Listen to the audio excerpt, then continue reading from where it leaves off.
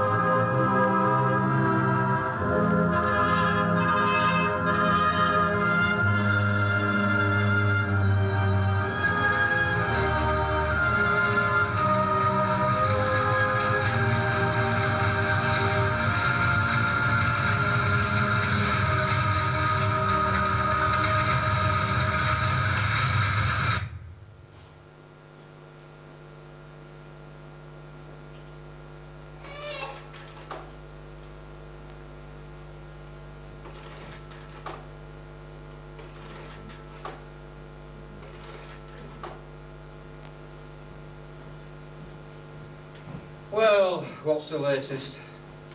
It's all bad, I'm afraid. The tariffs in America have decimated our business.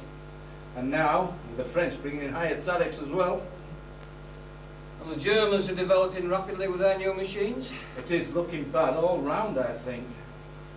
So, what do you suggest we do? To maintain our profitability and be able to compete with our rivals, there is only one course. The one we discussed several months ago. Wage cuts. Yes. Well, I suppose it was inevitable once those tariffs came in, but I don't like it. There will never be a better time.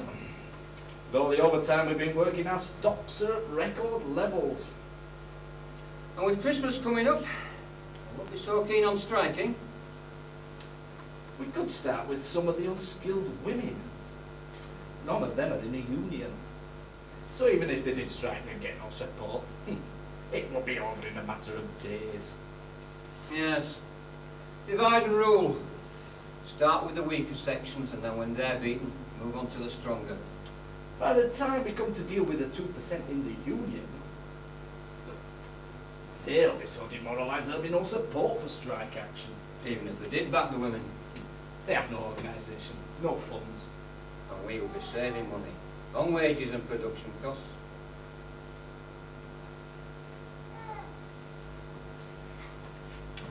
Christmas on the cobblestones. But certainly we can their resistance to any further unpopular measures. Well, one never knows about the future. And anyway, their wages are unnaturally high. They must learn to economise. So, all we have to do now is decide by how much to reduce them. I suggest we vary it, sir, to divide them even more. 15% for the men, and 30% for the women. Start with the weavers, pickers, winders, spoolers. That would be about 1,100 in all, mainly women. The men in the finishing trades won't come out to support women. Anyway, can always lay some of them off later and blame it on the strike. How do you think the union will react? What can they do? They only have 2% membership, and that's in finishing. Nah, they're not going to spend their funds supporting non-union women. There's always a trades council. That crowd of windbags. They're more interested in fighting each other than us. Oh, you mean the libs versus the labs? Oh, yes. They're hopelessly divided. Allows us Tories to get on with our business with a minimum of interference. When do you think we should announce it, sir? Well, if you're confident we can get away with it, post a notice is tomorrow. To take effect from when, sir? Christmas Eve. That'll make him think twice. Eh? Nice touch, sir. If you don't mind my saying so. Not at all, my dear Axel. Not at all.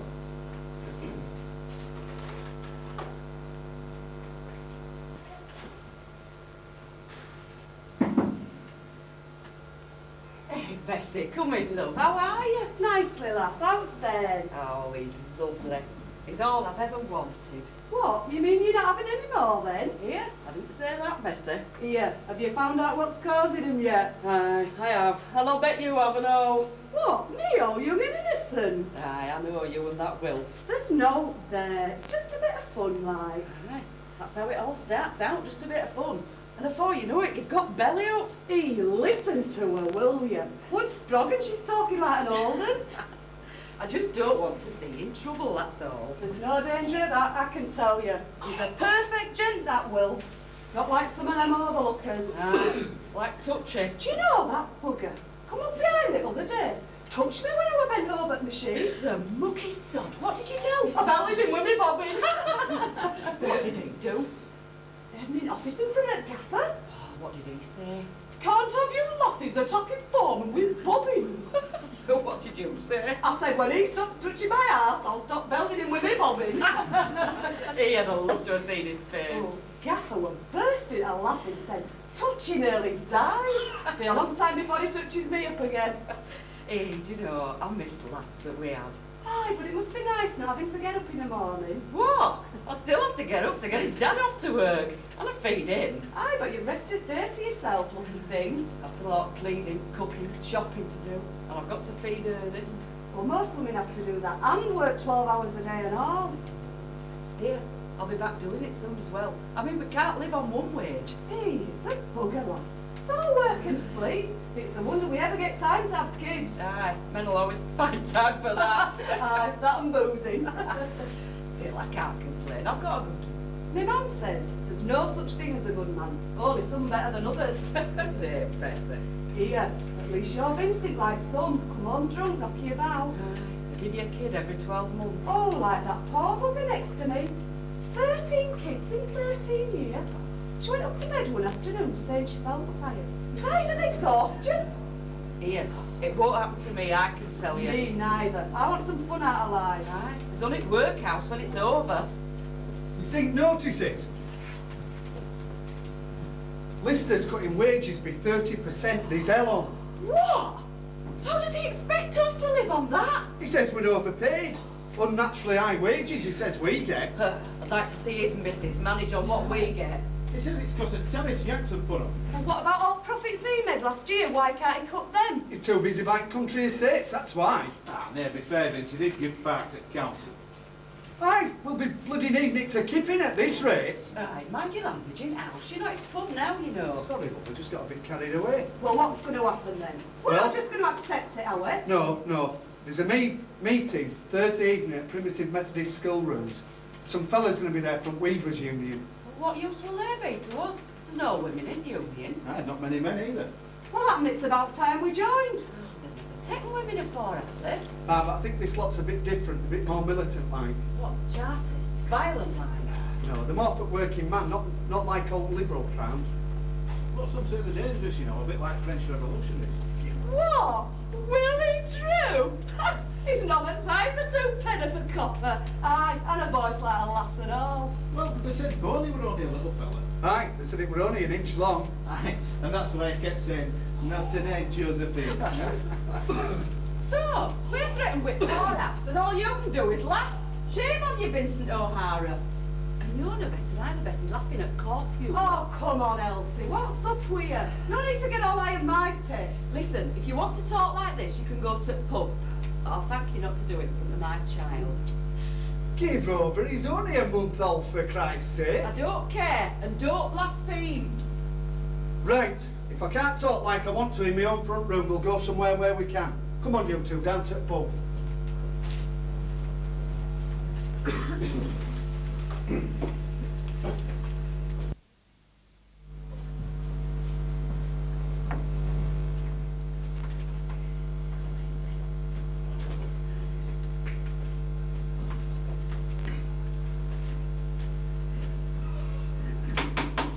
Right, ladies and gentlemen, have some quiet, please. We're here tonight to discuss what action we can take over proposed wage cuts. To help us, we've got two men from Weavers Union, Mr. William Drew and Mr. Ben Turner. Mr. Drew. Friends, thank you for inviting me here tonight to address you. It's a pity that so few of you are members of my union, for if you were, Lister would never have dared to try to impose those wage cuts. Here. However, I and my colleagues, both on Weavers Union and on Trades Council, will give you every help and support we possibly can. However, seeing as how you're so weak organisationally, and with no funds, I would think long and hard before taking strike action. What else can we do? I know, there'll be those amongst you who'll shout strike at the first opportunity. But looking at things realistically, you would have very little chance of winning. Not with buggers like you leading us with one. I feel it would be a mistake to rush into a strike, relying only on the support of the general public, which is notoriously fickle, and remembering that Lister would have the newspapers, the courts and the police on his side. Therefore, I feel I must advise caution.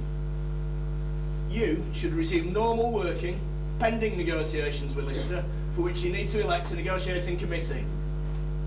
That, I feel, is the best advice I can give you at this point in time. Thank you. He's a soft little Jessie, isn't he? Committee? If Moses had been a committee, Jews would still be in Egypt. Come on. I'd like to thank Mr. Drew for that speech, and now call upon Mr. Ben Turner.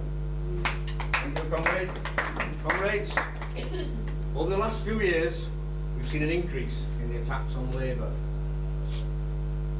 More low-paid women have been employed. More part-time children have been set on. Machinery speeds have been increased. The amount of machines per employee has been increased. And more piece rates have been brought in. As a result, Bradford has become a low-wage town. For Lister to say the workers at Manningham earn unnaturally high wages is rubbish. At Huddersfield, they pay a farthing a yard more, whilst at Ollerton and Saltaire, they pay a full penny a yard more. That's right, they do.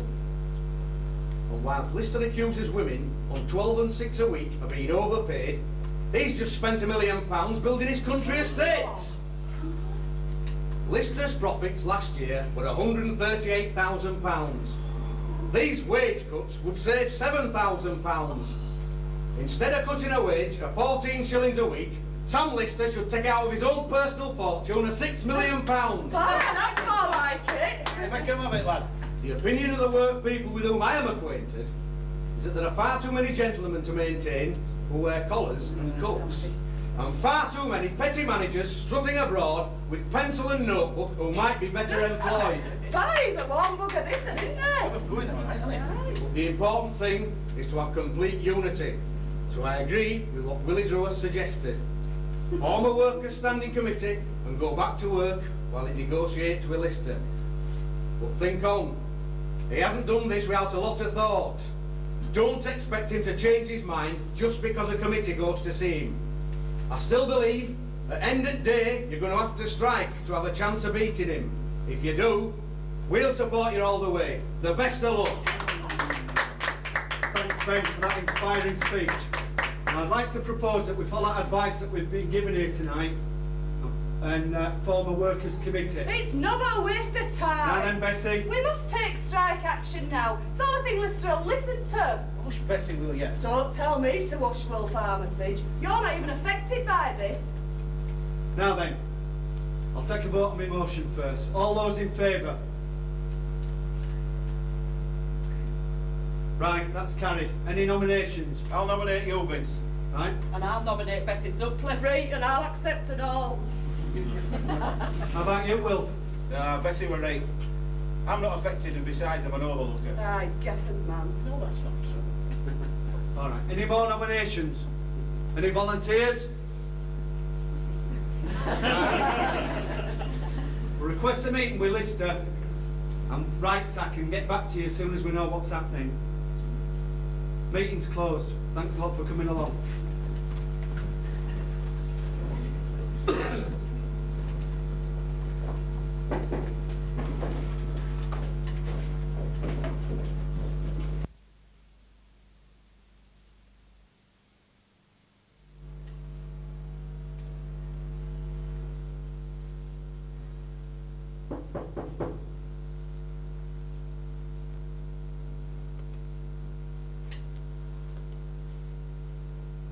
Morning, Mr. Lister. Mr. Right Sack. Morning, Mr. O'Hara, sir. Vincent O'Hara and Weaving. What can we do for you and your committee? We were hoping that you could reconsider these proposed wage cuts. Out of the question, I'm afraid. But we can hardly manage as it is. Well, these are difficult times for all of us. We must all economise. We've very little to economise with. Well, that's not what Mr. Reichsack tells me. Hey, Reichsack. Yes, I'm afraid we have been paid too high a wage for too long, and we can no longer afford to do so. Well, I'm afraid workers don't agree with you there. I would hardly expect them to. Well, perhaps if the women spent a little less on finery, and the men a little less on drink. Finery? What? Finery on these wages? What? When he's telling bare-faced lies? I beg your pardon? Lies, you heard me, lies. You're not paying any more than other firms. Aye, and less than some. I'm afraid you are misinformed. By you we might be, but not by workers at Allerton and Saltaire. Aye, and at Huddersfield, so unions told us. This has nothing to do with the unions. Well, that's where you're wrong, because union are backing us. Unless you reconsider, you're going to have a strike on your hands. Have you considered the implications of that threat? What do you mean? We have been working overtime for some months now. We have record stocks, which because of the American tariffs we can't sell. Well, that might be, but that's not our fault. That may be true, but neither is it the fault of our shareholders, who've risked their capital to provide you with employment. Aye, but we risk our lives. But surely you can see, if we put our shareholders at risk, they may well look elsewhere to invest and jeopardise all our jobs. Well, that might be, but... And this is only a temporary measure, until the market works itself out. Then it's back to business as usual. What? Back to you buying more country mansions? That is totally uncalled for. Why? Why should he economise as well? Mr. Lister has his position to think of. Aye, and we've ours to think of and all. We won't be shoved at bottom at part to keep you lot in luxury. Really, I think this meeting has achieved no worthwhile purpose. I don't agree. It showed us there's no common ground. You don't understand us, and you don't care. Mr. Lister has always cared deeply about his workers. Aye, and his horses and dogs as well. Really, I think we should end this unseemly argument. No, you started it, but we'll end it.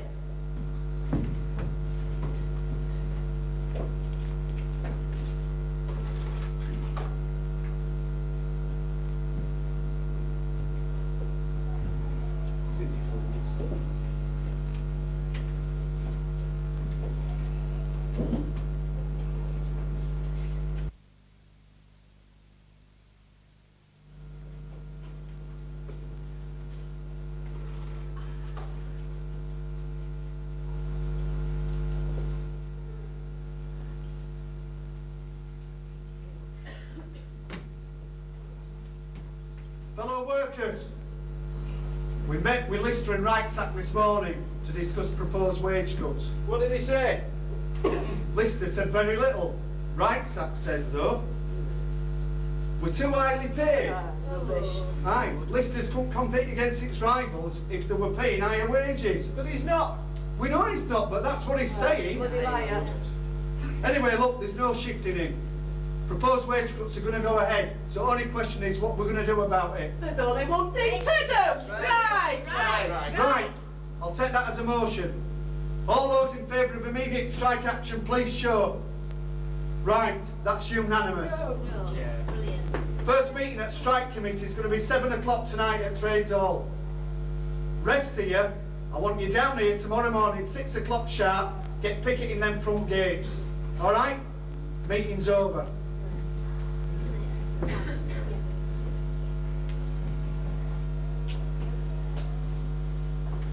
Well, that's that. Aye, at least we can get stuck in now. Aye, it won't be hard. It'll be a bit hard. Lister won't give it easy. Aye, neither will we. Aye, he'll know he's been in a fight. Right, look, what we need to do, you're going to have to get round lasses. We need volunteers to go around collecting for strike funds. We're also going to need some soup for, some food for the soup kitchen. Where we're going to use for strike headquarters? Well, Turner's promised us a room down at Trades Hall. Oh, I knew he'd not let us down. No, well, he's what you call a trade unionist. Yeah, I'll get round to overlookers and make sure they don't turn up any scabs. Right, well, I'm going to get down to Trades Hall and tell Turner what's been happening. All right, I'll see you later on.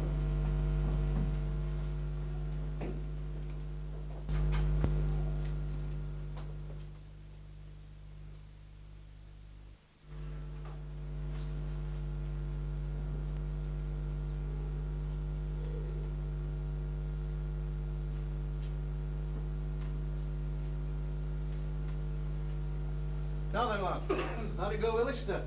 Like you said, not doing. It's just as I thought. We've been planning this for some time. How do you mean he wants us to strike? No better time for it, is there? What with Christmas coming up now? Aye. And all the overtime you've been working. So he could get stocks up. He thinks because you've got no organisation, you'll give in easy. Well, he don't know us then, does he? Gaffers always underestimate workers' will to fight. Happen as well, or we'd never win out. Do you think we'll win this one? Hard to tell, lad. Depends how well we organise. Well, I've got Bessie out getting lasses collected, and I've got Wilf making sure overlookers don't train blacklegs up. But we'll need more than that. We'll need to tell every trade unionist in Yorkshire about strike. How the hell are we going to do that? Leaflets, thousands of them. We'll send some to Yorkshire miners and engineers. Where are we going to get brass to print leaflets? Printers Union. We'll get them to do 25,000 as their donation. 25,000, bloody hell. Got to think big, lad.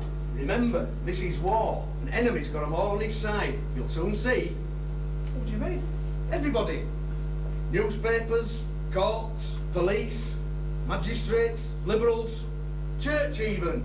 I thought Liberals were against Tories like this and more for working man. All Liberals is for is the send. Not but Tories without big boots on. So it's going to be us versus them. Aye, lad. Haven't it had to come? But at least gloves are off now. We'd best get down to fight. I think it's going to be a good one.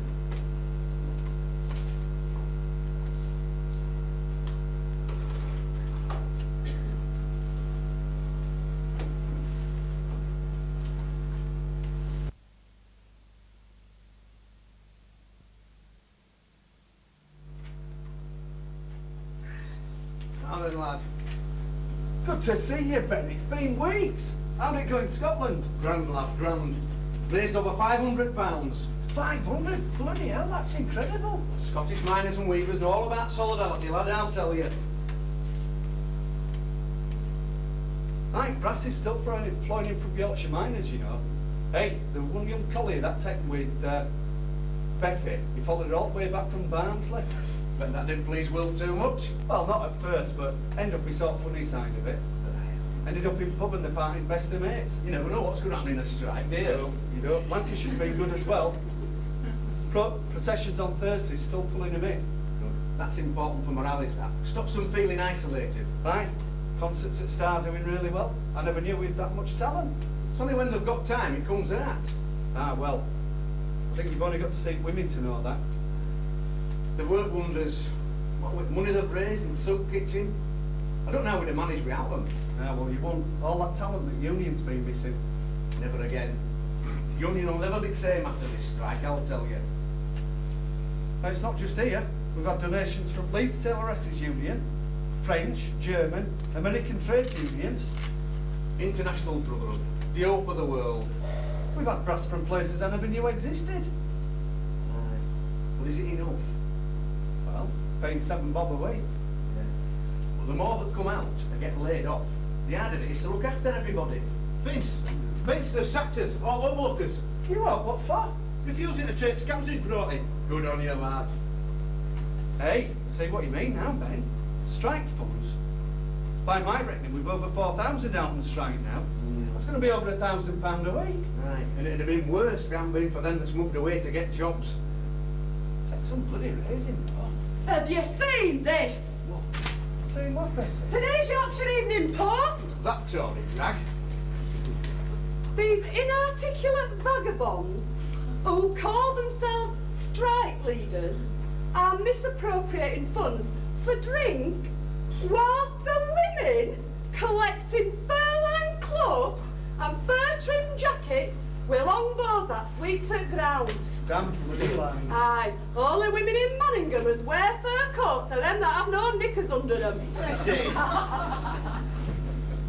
So, looks as though propaganda war's hotting up then, eh?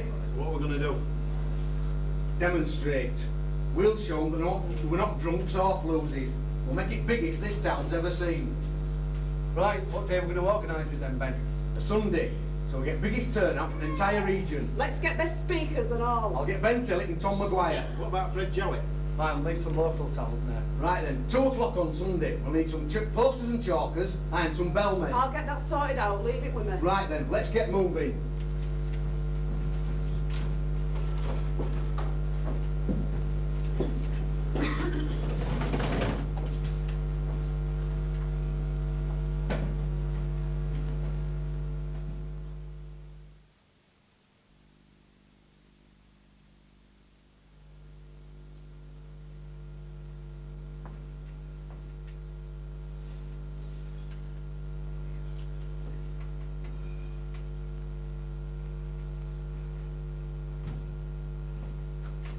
Ah, Mr. Skidmore.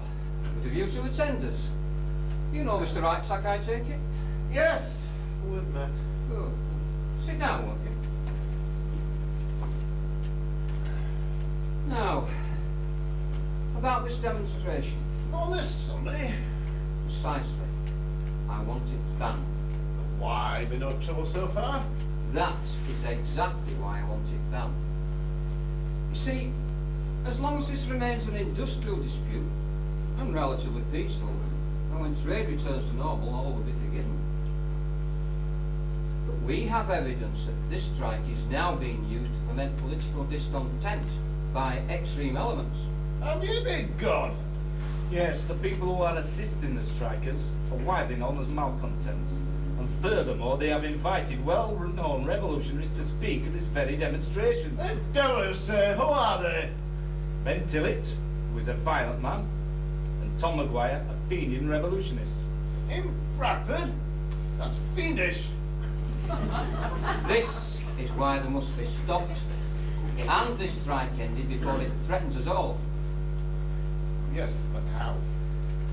You must use your powers as Chief Magistrate and Chairman of the Watch Committee to ban all public demonstrations. Do I have the right? We will give you the right. What would you mean by we? Well, the employers of this city who pay most of the rates. And employ the workers. Yes, but we are supposed to represent all of the electorate, not any particular group. In theory, my dear Skidmore, in theory. But I think you know who effectively runs this town. Well, yes, but... If the owners of capital are to be subjected to the mob, they may well look elsewhere to invest. Which would leave the council in a pretty mess, with all the extra relief to fund. Why? I think I understand, gentlemen. What do you me to do? Splendid, my dear Skidmore. I knew we could count on your cooperation. Now, about this demonstration.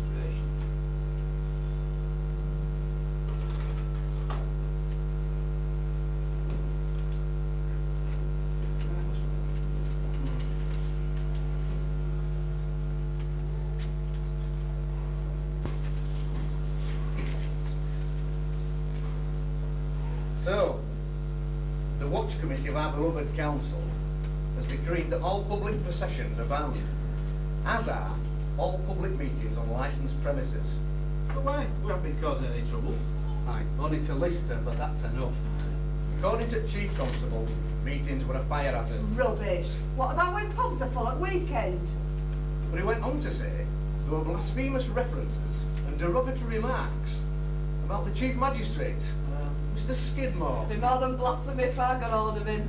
Aye, what does he expect when we're getting arrested for talking to scabs on the street? Aye. Young lasses of 17 being arrested for intimidating unking at coppers. Aye. Then there's unemployed but refuses to scab, been denied relief by guardians. Aye, it's nothing blackmail. Well, now you're seeing what Liberals are really like. When it comes to a clash between classes, they'll back bosses every time.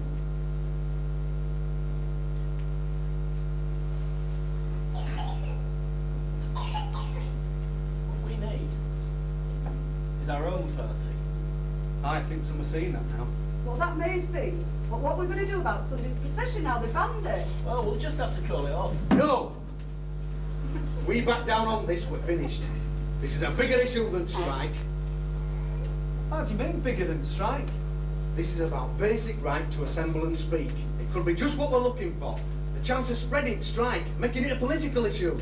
Should we try and keep politics out of it? Don't be so bloody soft, will you? Sometimes I think you've Jellyford aspired, Wolf Armitage. She's right, Will. Gaffers have made it political now. We've got no choice. We've got to go ahead with Sunday. Only make it bigger. Get national speakers and national coverage. But Ben, that'll mean breaking law. What's more important, Willie, law or justice? They're abusing law to deny us justice, so we're entitled to ignore their law to secure justice. Don't know. I don't know what Trades Council will say about that. Well, we'll just have to remind them, if Tolpuddle Martyrs haven't broken law, there won't be a Trades Council.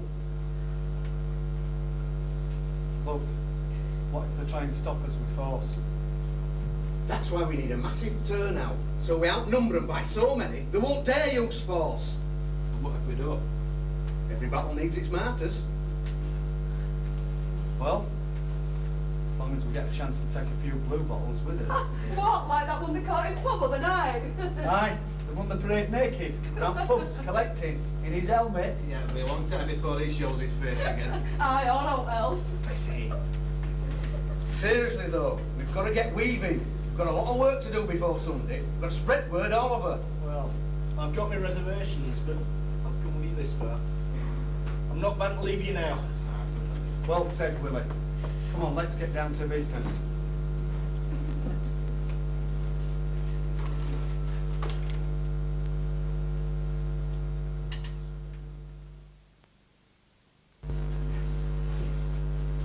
Over here, come on, Ben's due to speak next. Oh, Vince, there's so many people, I'm frightened. Don't worry, there are people, there's nobody going to get hurt. Aye, blue bottles are frightened to death. Hey, look, there's Ben there now. Comrades, friends, this is a magnificent demonstration.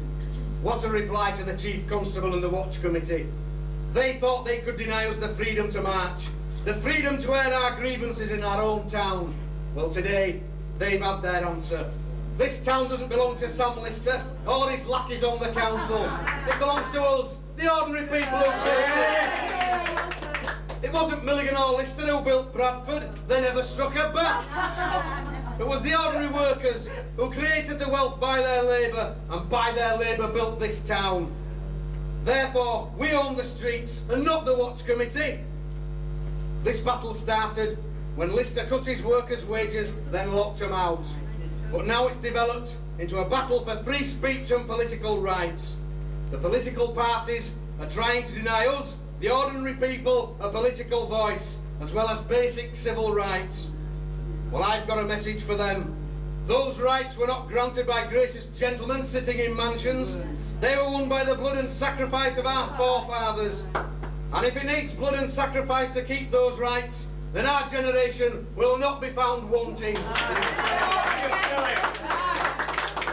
The fight now is not just between Lister and his workers, but between the classes against the masses.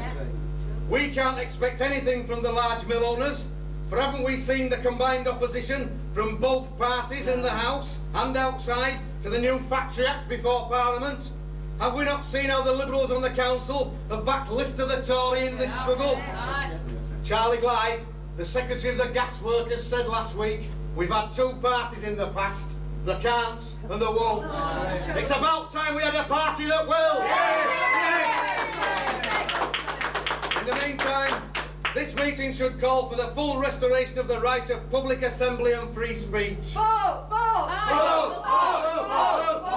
All right, you've called for a vote. We'll have that vote. All those in favour? I declare the resolution to be carried unanimously. Hey, what's that blue bottle saying to me? I don't know, but Ben's shaking his head. They're pulling him off platform! Stop him, take him, Vic! Quick, Vince! Look! Soldiers!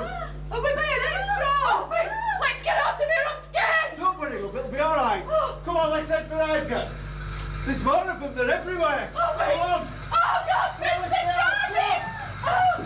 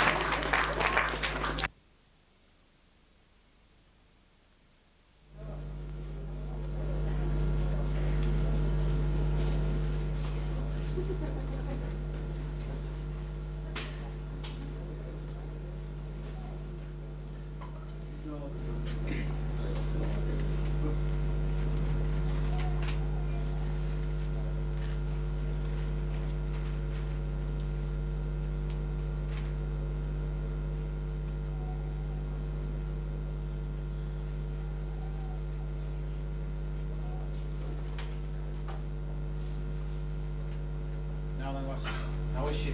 Taking it very hard, okay. How's Vince? He's in a daze. He doesn't seem to know what day it is. I've been like that since funeral. Well, it's hard to lose your firstborn, but at least they're young enough to have some more.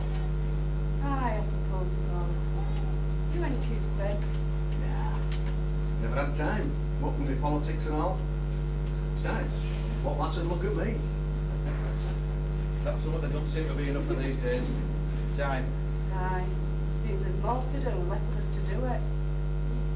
4 months is a long time to be that. I don't know how much longer we can go on. As long as it takes, that's how long.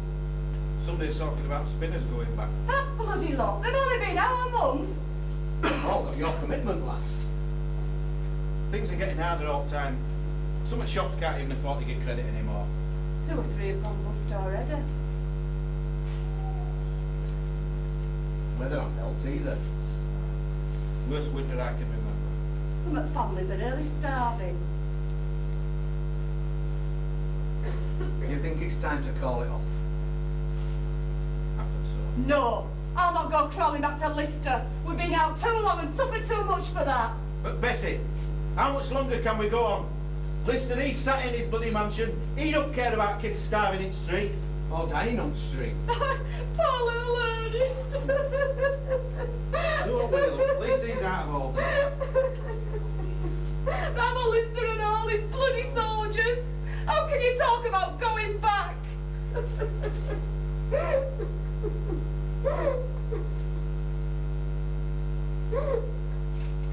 Because there comes a time when you've got to admit your beat. There's no disgrace in that. Only disgrace is not fighting in first place. Do you think we're beat then? After 4 months of freezing weather, no poor relief from guardians, being battered with police and threatened with bailiffs. Aye, I think we're beat. But we give 'em hell of a fight. Well, I'm not giving in. There must be other ways to fight. Gosh, Bessie, you're still upset over Ben. Not just him. I'm upset about all Bairns that'll never get a chance to live while people like Lister rule. All people that'll be crushed just to make profits for him and his kind. So what are you going to do, Bessie? I'm not right sure then, but there must be somewhere we can fight them and win. What did that mate of yours say? Charlie? A party that will. Aye, and that's what we need, a party that will. So are you going to go into politics then, are you? And why not? It's about time women's voice were heard. We might get some sense taught then. Well, You're not on your own there. There's that last Margaret Macmillan. She's dead keen. Yeah, but women have never done out before. Well, this strike's changed all that, hasn't it? We've gone out and raised over £11,000. Aye, and stood up to coppers and bully boys. We've shown we can do it. Aye. Well, you've earned your political spurs. Aye, and now we're going to use them. First thing is, get all women in union. Then we'll see some action. Bloody hell. I can see Lister wishing he'd lost this strike before long. And he's not the only one either.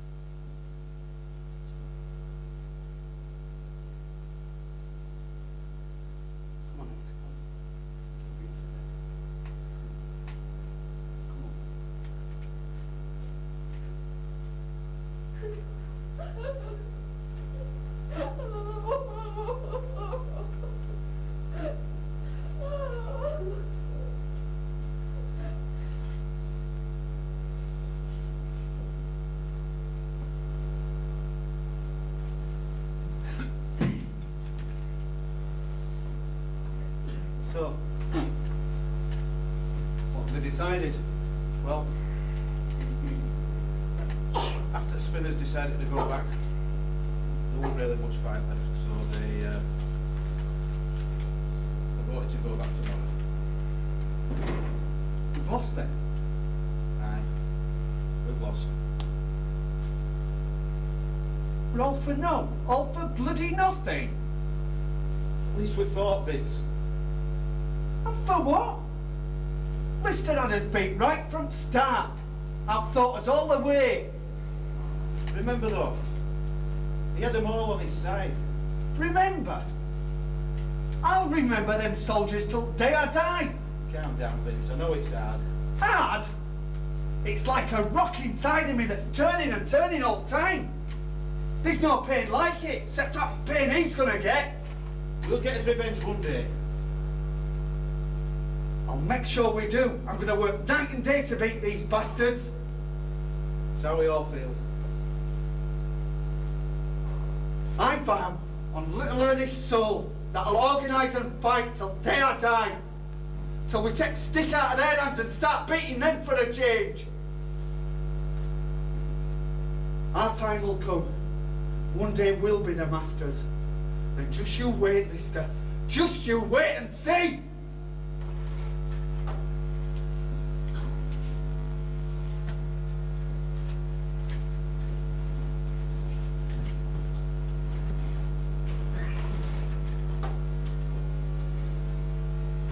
Well, here's to you, my dear Isaac, the architect of our victory.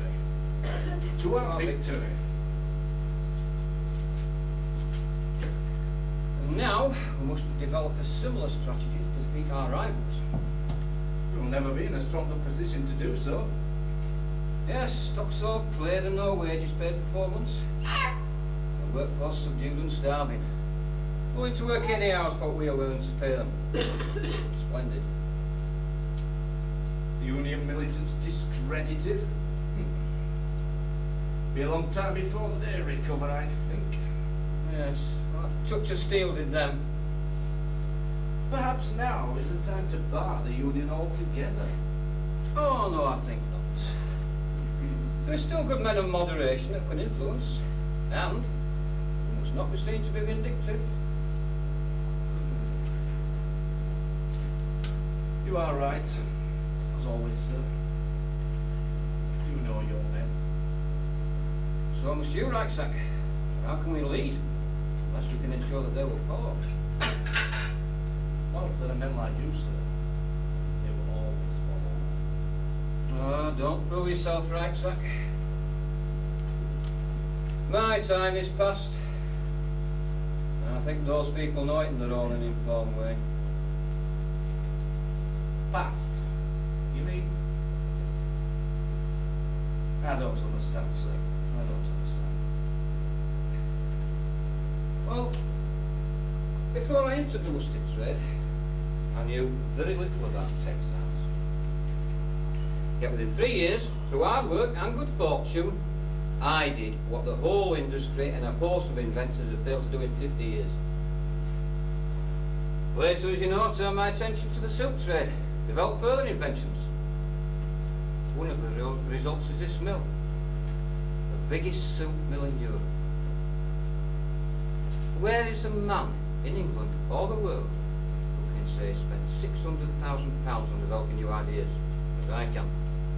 I know of no other, sir. But that was all long ago. When an individual with an idea can set up and prosper.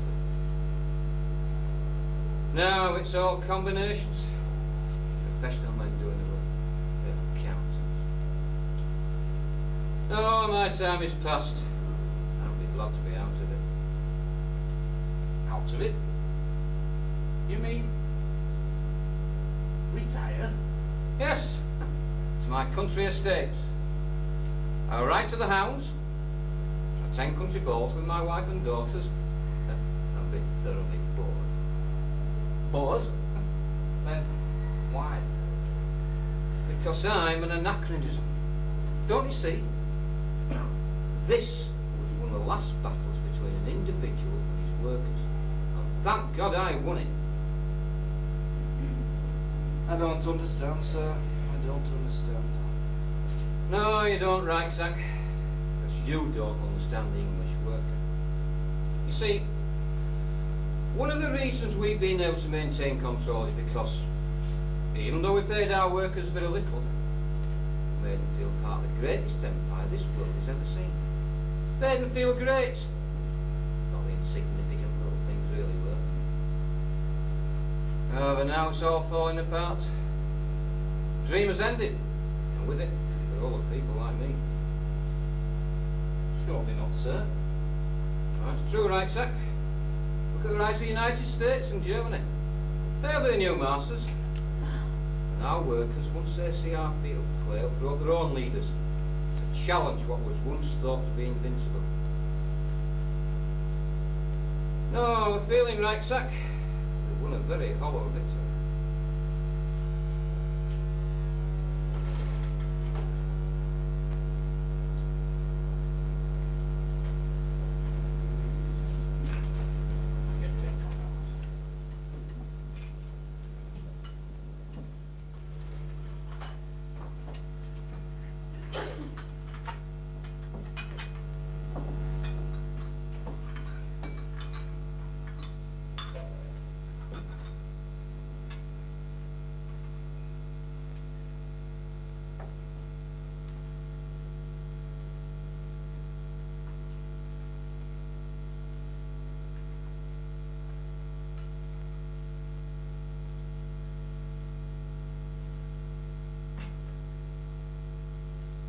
How's things at mill, lads?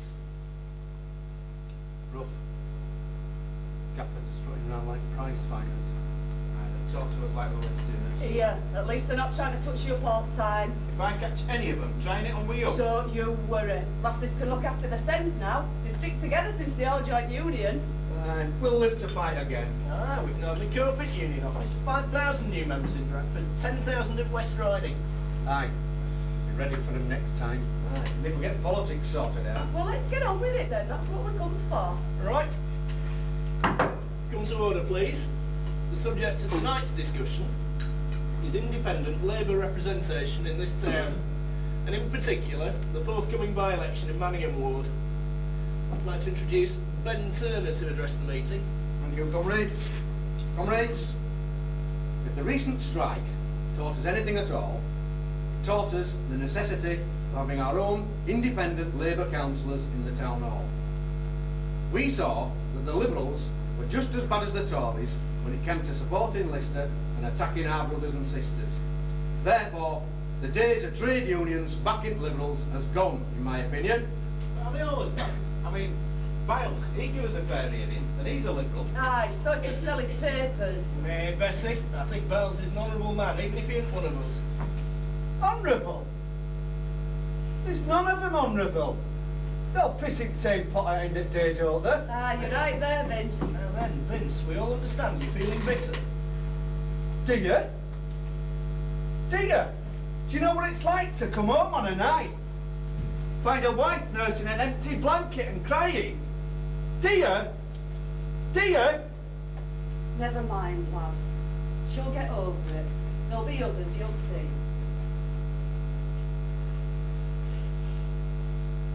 You're right, I'm sorry. I didn't mean to. It's all right, lad. You all understand what you're going through. After all, that's what we're here for, to make sure it doesn't happen again. It's not just individuals. It's all kids and all the futures. It's our class. Aye. Slum landlords in Bradford have killed more kids than Herod did in Bethlehem. Well, we'll put a stop to that. What we need is decent, cheap housing, owned and maintained by council. Aye, an end to private landlord. Yeah, but our kids going to go on when they've got to work part-time in mill and then go to school as well. Aye, poor little buggers. They're exhausted by the time they get to school. We'll make that one of us first demands. An end to part-time working and a maximum 8 hours a day for everybody. Aye, and no piecework or overtime either. That's how young bugger Lister beat us last time. Yeah, get that down. And unemployed. Remember how we used them as scabs? They got decent work provided, then gaffers couldn't employ them as scabs. Gaffers use them as a reserve army to keep wages down. For all this leisure time we'd have, it's no good unless we have all kids properly educated. That means free education for all kids. Aye, right through to university. What? Our kids go to university? Don't be bloody daft. And why not? We're as good as them, aren't we? Aye, it's only money who sends their kids to posh schools and universities. And certainly in brains.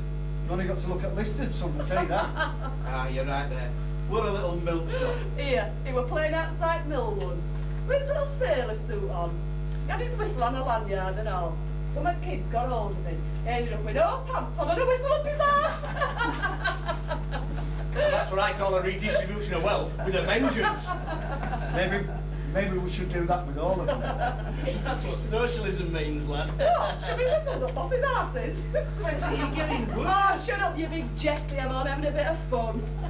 Seriously, we've got to have a programme that looks after sick, disabled and old uns as well. Right, get rid of workhouse. Yeah, that's no way to end your time after you work 50 years or more. Look, I agree with all that's been said, but how are we going to pay for it? Only one way. Tax on earned income. What? You mean like this is dividends? Aye. Hit coupon clippers that stop at home and never strike a bat. Well, we do all bloody sweating for them. Well, I'm all in favour of that. Well, you aren't going to let us do that. No way out of fight, they're not, you're right. That's why we need a National Party of Labour at end of the day. This is only a beginning for us. What we'll need is a national programme to take factories and land off them. Without that, we can't plant economy in a note. But who's going to run them? Same folk as runs them now, workers. You see, people like Lister were useful ones. When it came to inventing things, setting mills up, but now we don't need them. We can run stuff for cent. You still need gaffers. Why, they're not but parasites. Well, that's right in a way. We still need managers, but they can be elected by workers. Might even pay them a little bit more, but not like now where they get twice as much. But who don't banks and such like? We would. We'd have to take them over as well to fund investment. Better than letting them rob us like they do now. So what you're saying is we're going to have to take over everything. We're not on about every corner shop, just big uns like Lister's. Sounds all right to me. All right. What we're going to call the Sens then? Well, how about Bradford Socialist Union? I think union part's important because we want support at unions, but I'm not sure enough folk know what socialism means yet. What about Labour? I think Willie's right there. Bradford Labour Union. Sounds all right, doesn't it? Sounds good, does that? Comrades, if we're all agreed on name and the principles as outlined, I now declare this to be the founding meeting of the Bradford Labour Union.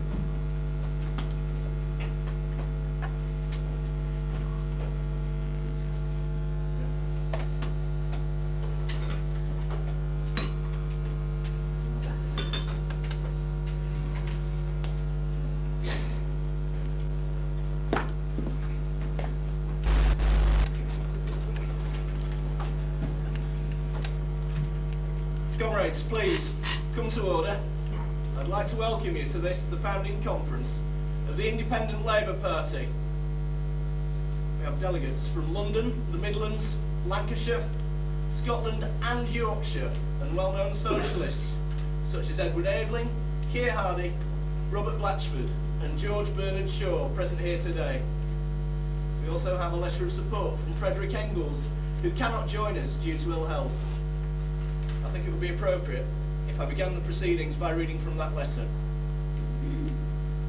The rush to socialism in the industrial centres of the North has become so great that this new party, right at the first Congress, has appeared stronger than the Social Democratic Federation and the Fabian Society, if not both together.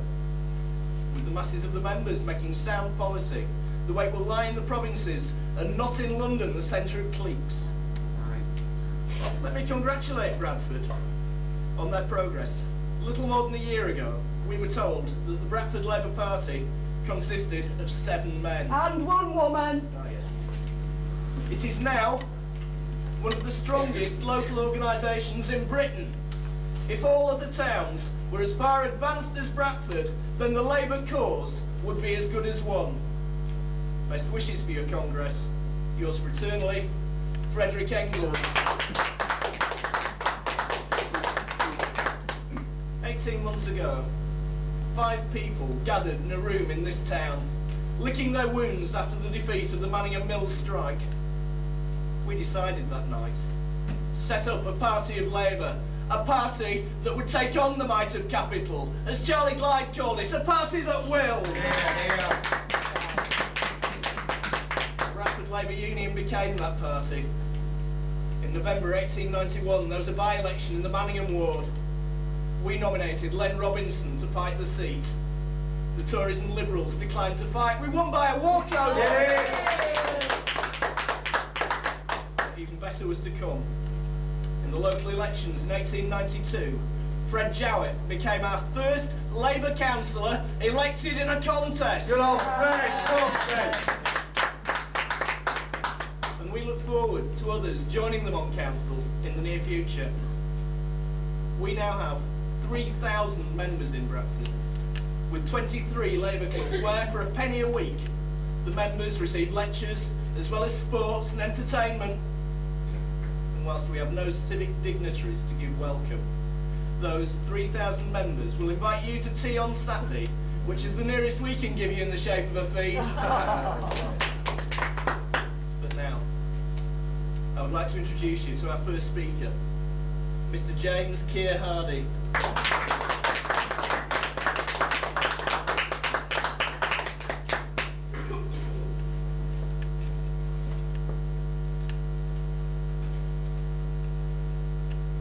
This is a momentous occasion. All eyes are turned towards Bradford. The party politicians are looking on and looking longingly in the hope of seeing the apple of discord embedded in your midst. But behind us are the wailing, voiceless millions whom we specially represent. Labour is the expression of a great principle: the development of the workers to be arbiters of their own destiny. Yeah. The demand of the Labour Party is for economic freedom, the natural outcome of political enfranchisement. The aim of the Labour movement is to divert the workers' attention away from questions of reform, no matter how important they may be, and to concentrate their efforts on how to restore to the working classes the capital and the land, without which they cannot live.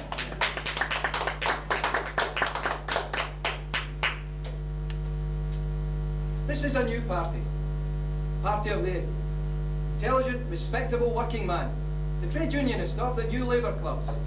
They're no politicians for politics' sake. They are the working class in earnest. The product of the new education, the new franchise. And we mean to take the whips out of the hands of those who've been beating us. Aye, and maybe give them a few licks back.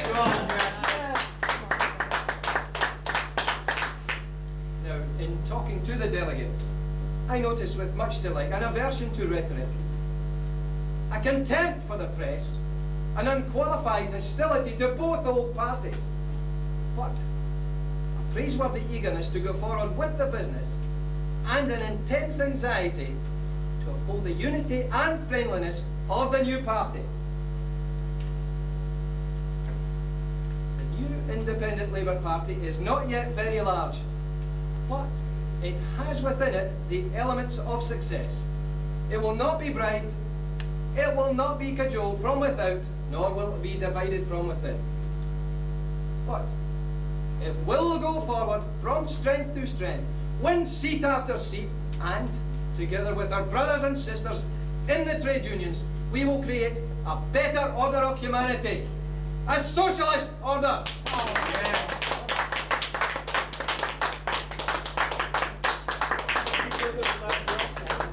And now we must move on to the business of the day.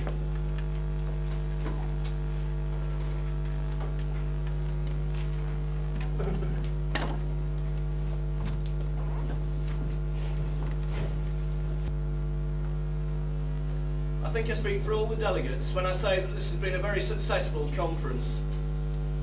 We've laid out a constitution and aims and principles which are basically the same as those adopted by the Bradford Labour Union 18 months ago. We've come a long way since then. And now we have the task of taking those principles out to the workers, convincing them of the need for socialism, of the validity of our case. We assert that the earth is the inalienable gift of nature to the whole of mankind. That our country is the property of the nation at large, and not of a limited few who first stole it and then passed laws to make that robbery legal. Capital is the stored up labour force of the labourers and should be owned collectively by the combined body of the workers, instead of by an idle class of capitalists and shareholders who never swung a pick or raised a hand to create that wealth that they claim to be theirs. The object of the Independent Labour Party is to form a cooperative commonwealth so that we can take the reins of the industrial coach out of the hands of capital and drive it ourselves.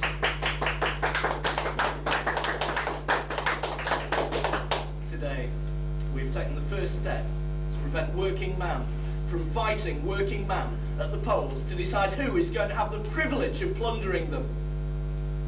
From today, we will have working man representing working man. The old order is under notice to quit.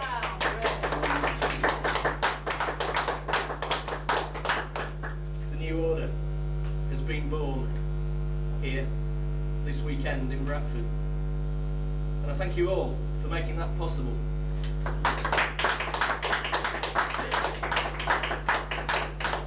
Finally, to move the vote of thanks to close the conference, I think it would be appropriate to have one of our Bradford members, one of the leaders of the Manningham Mills strike, which was so influential in our development. I call on Vincent O'Hara.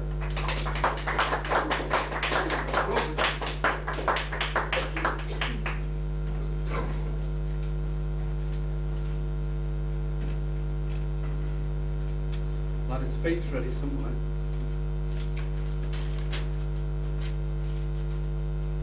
Well, comrades and friends, I'm not a famous person or an educated speaker, like so many we've heard this weekend. But comrades have asked me to do it, so I'm going to give it my best shot.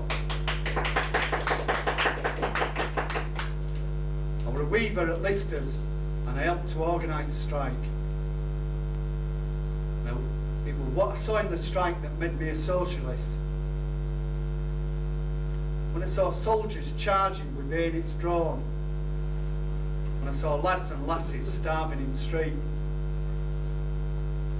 while Lister sat in his country mansion and laughed, that's when I knew I had to spend the rest of my life trying to do something about it. So I joined with Willie Drew, Ben Turner and rest, and we formed Bradford Labour Union 18 months ago. Seems like 18 bloody years. It's been 18 months of persecution, not only from gaffers, but from all old trade union leaders as well. Everyone who's joined has suffered ostracism, but they haven't stopped us.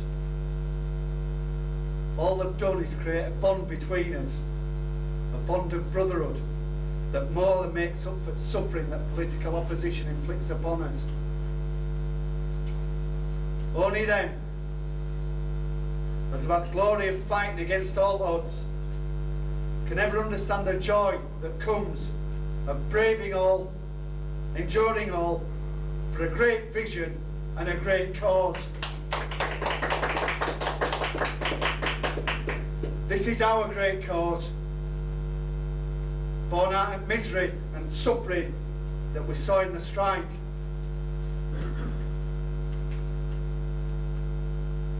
I lost my firstborn in that strike. I've had another lad since. I'm going to teach him all about the strike, him and his brothers and sisters as well. I'll never let them forget, so that they'll join our fight. They'll make sure there'll never be another Manningham Mills strike. There'll be no more innocent blood shed for parasites like Lister. I think that's all I've got to say, Willie. I hope I've said it well.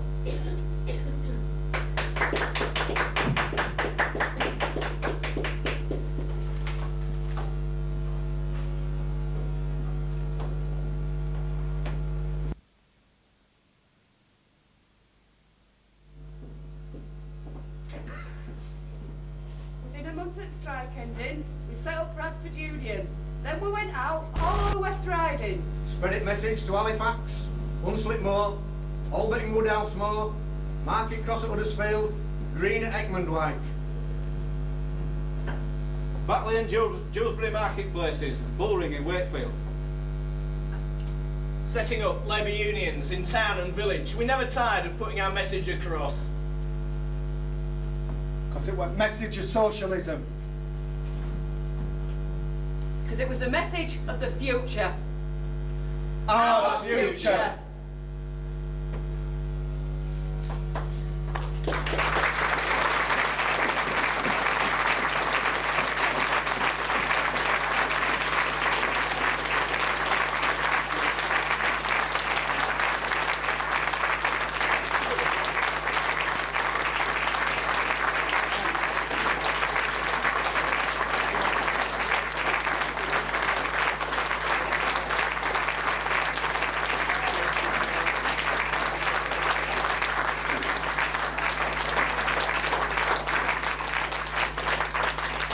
Well, a few special thanks tonight.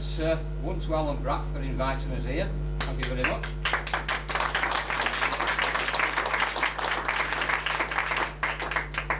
One to Andy, who stood in with, I think, less than a week's notice, our former members.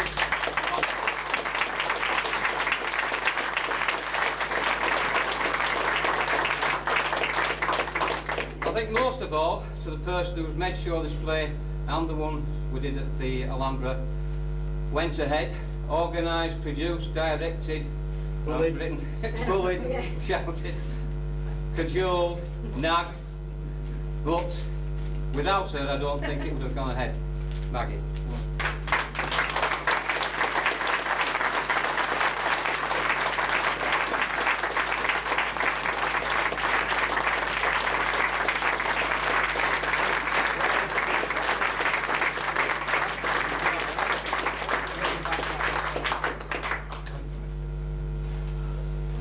That lights up.